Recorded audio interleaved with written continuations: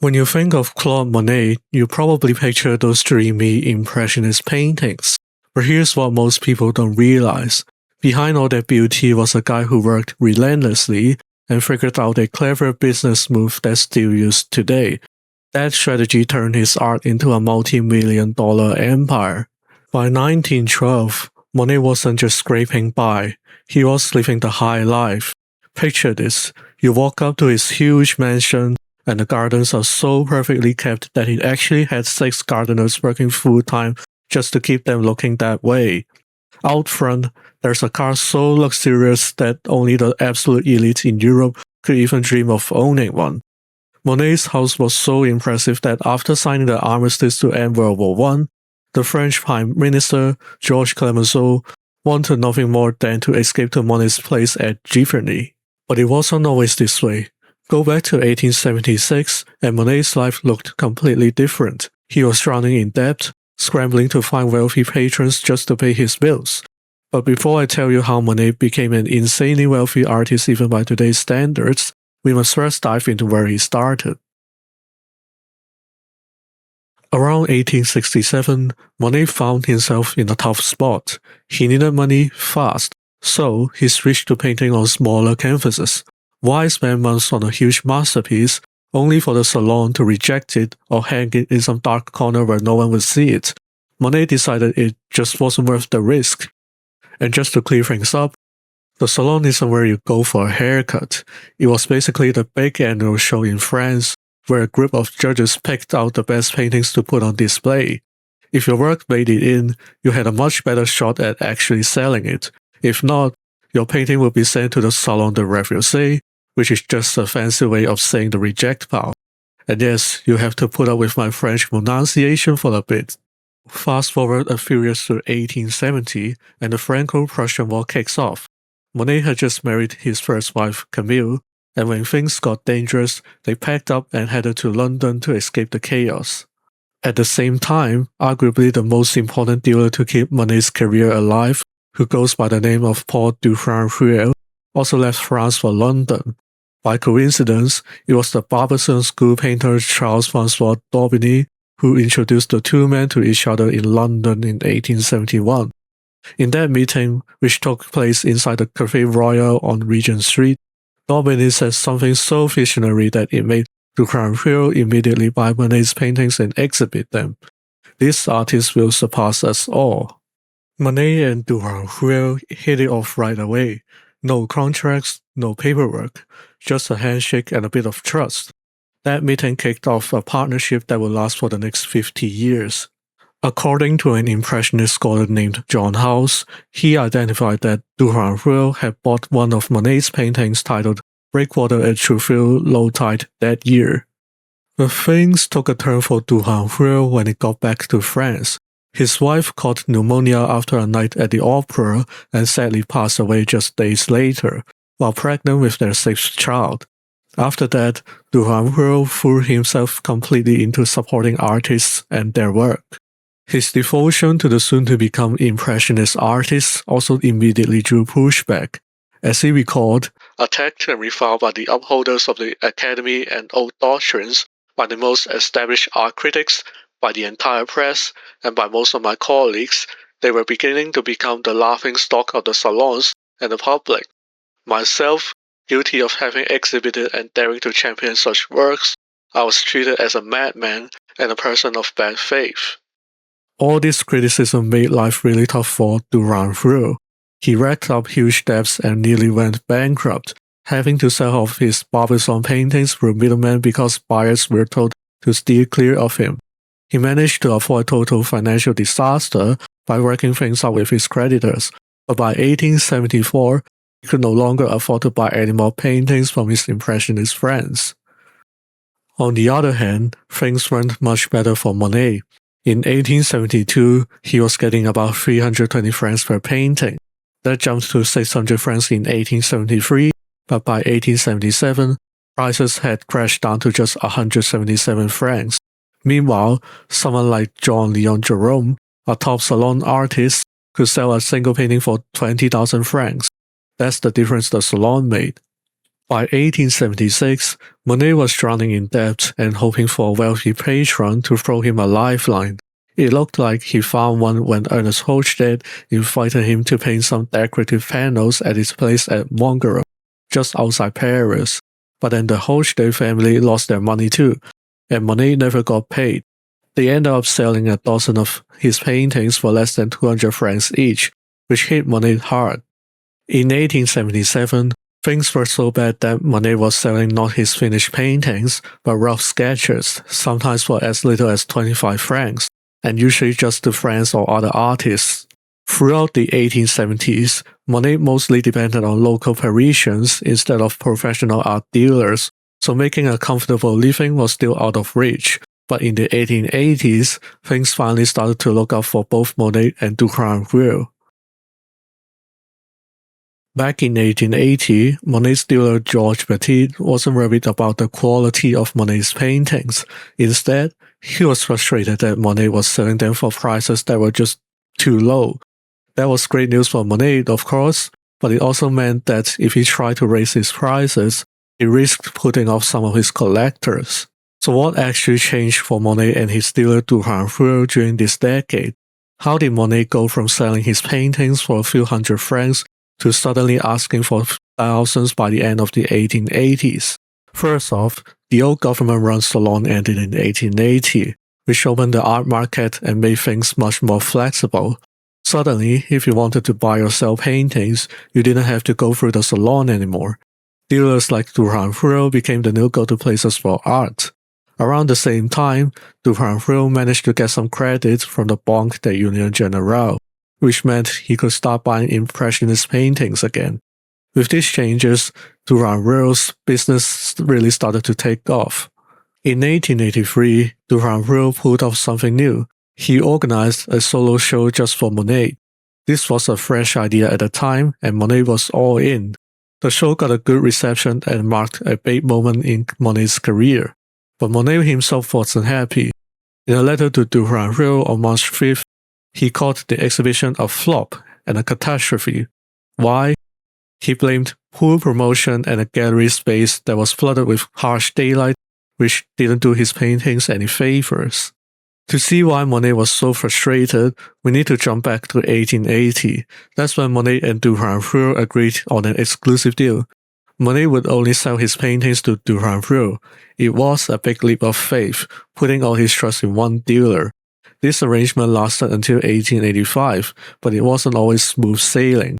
In 1882, Monet was so focused on his career that he insisted his exhibitions had to be perfect or not happen at all. He wanted everything just right, with no mistakes that could ruin their chances. But here's the twist. The very bank that had been backing durand-ruel collapsed that same year, which left him struggling for money. That probably explains why Monet's solo show in 1883 didn't meet his high standards. Durand-ruel just didn't have the funds to make everything perfect. Eventually, Monet started to get nervous about sticking with just one dealer, especially as durand-ruel's money troubles became obvious. Monet and the other Impressionists knew durand-ruel had always backed them when it mattered, but at the end of the day, this was still business. By 1885, Monet decided it was time to branch out. He began selling to other dealers too, like Georges Petit and Theo van Gogh, the brother of Vincent van Gogh. Monet figured that if he wanted to push up the prices of his paintings, he'd need more than just one buyer. But Monet didn't see what was coming next. That same year, durand-ruel made a bold business move that would take Monet's career in a whole new direction. Here's something Monet didn't know. Back in 1883, durand-ruel quietly packed up 80 paintings and sent them off to Boston. Why? To celebrate 100 years since the Treaty of Paris, the one that ended the American Revolution. This little move caught the attention of James Sutton, the director of the American Art Association. Sutton actually made the trip to Paris, met with durand-ruel, and suggested putting on an Impressionist show in New York in 1886. This changed everything for durand-ruel. The French weren't exactly fans of Impressionism at that time. They thought it was a bit too avant-garde. But Americans, they loved it. Durand-ruel later wrote that Americans didn't have any baggage or preconceptions about French artists, so his shows in the US were a hit. He recalled, "The show drew crowds of the curious, and unlike what happened in Paris, it triggered no fuss or stupid comments and sparked no protests. Press coverage was unanimously favorable and many articles of praise appeared in all the newspapers in New York and all large cities in the United States." But Monet wasn't exactly thrilled when he heard about all this in 1885. He worried that Durand-ruel would forget about France and focus only on America. Monet even admitted, "I confess that I would not like to see some of these canvases leave for the land of Yankees. I would rather keep a good selection for Paris, because above all, it is only here that some good taste still exists." Monet kept pushing back in his letters. In 1886, he wrote to Durand-ruel disappointed, "If you take them away to America, it will be I who lose out over here. I deplore the disappearance of all my paintings like this." Still in 1888, he was still upset about his work heading across the Atlantic. But even with Monet dragging his feet, Durand-ruel managed to send 40 of Monet's paintings to New York for a massive show in 1886 that showed 289 Impressionist works in total. The result? A runaway success. Durand-ruel sold 49 paintings and made over $40,000, which would be more than $1 million today. Durand-ruel was the kind of person who would risk everything, his money, his reputation, to support new art from his country. He kept pushing his artists even when French critics laughed at him and mocked his dedication to the Impressionists. Maybe he took Renoir's advice to heart.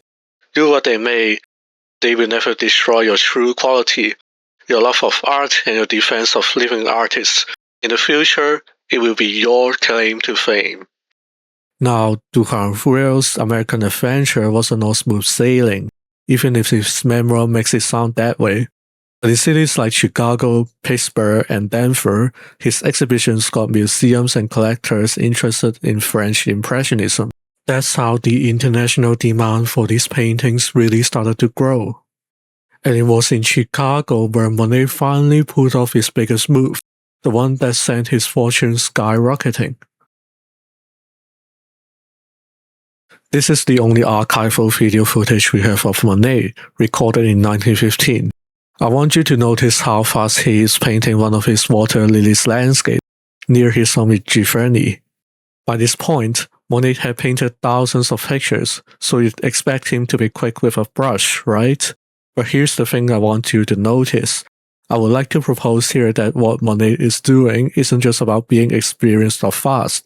He's actually practicing something called seriality. Let me explain. Have you ever walked into the Musée de l'Orangerie in Paris and noticed that there are 8 huge water lilies paintings, all showing pretty much the same thing, just in different colors? You might think, isn't that a bit repetitive? Why paint the same thing over and over? Sure, art historians will tell you that it's about Impressionism and exploring color and light, and that's true. But there's more to it.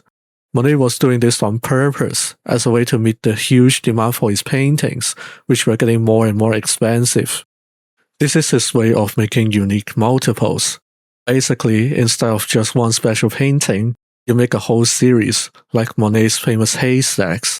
Suddenly, art wasn't just about being one of a kind. It became something you could buy, sell, and trade almost like stocks. If you were Monet in 1893 and one of your grain stack paintings sold for 7,500 francs, you could ride that wave. Just paint more haystacks in different weather and say, well, these are part of the same series, so they should go for at least 7,500 francs too, right? No more haggling over every single painting.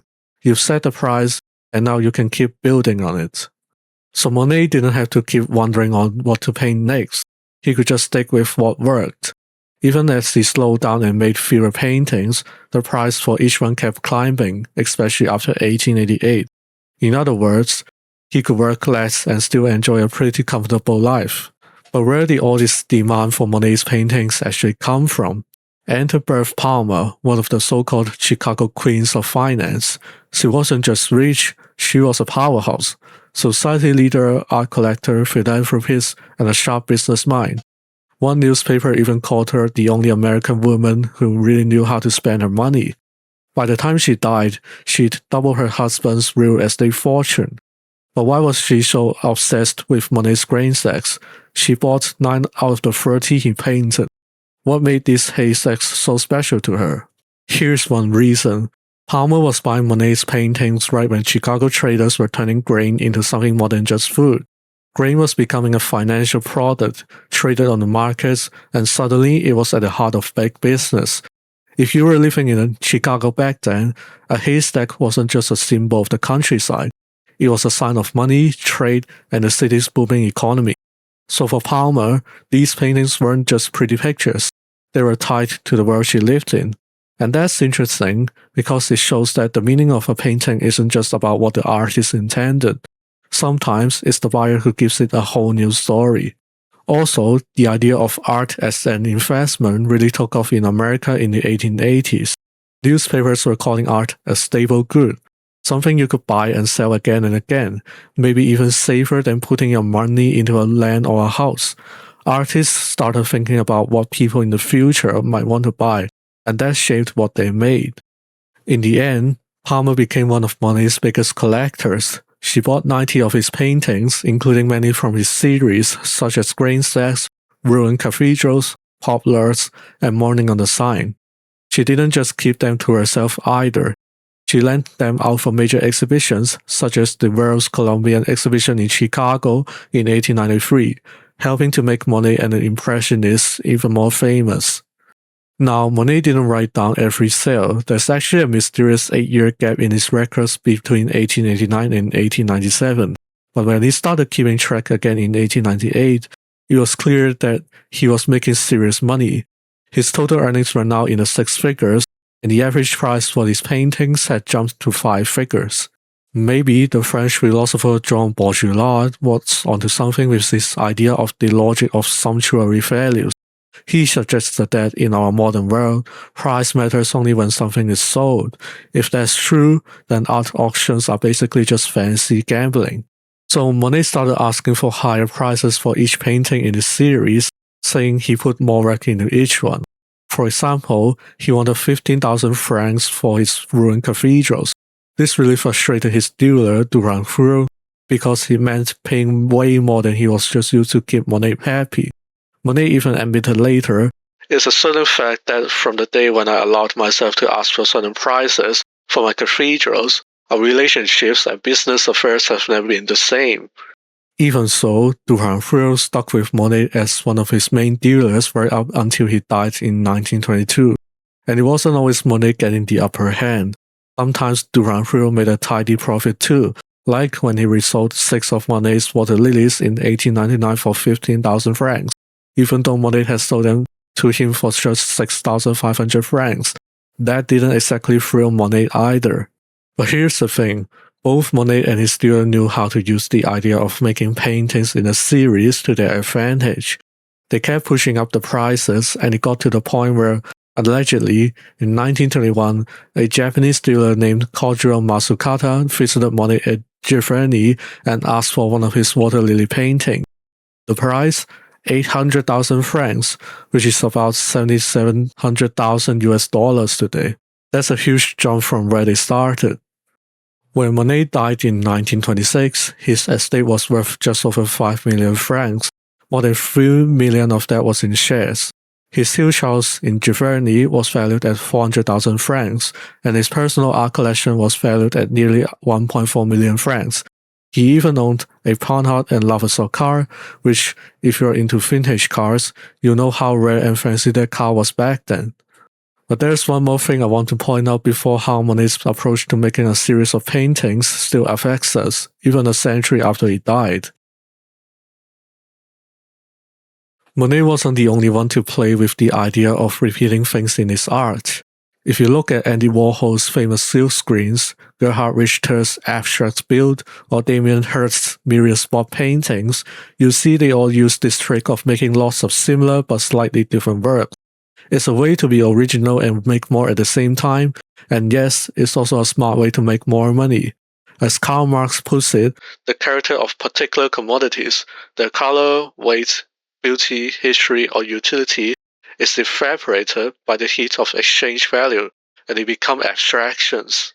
But it's not just artists who do this. You can see the same thing happening everywhere, especially on YouTube. Take a look at the biggest channels or even some of the art channels you might follow.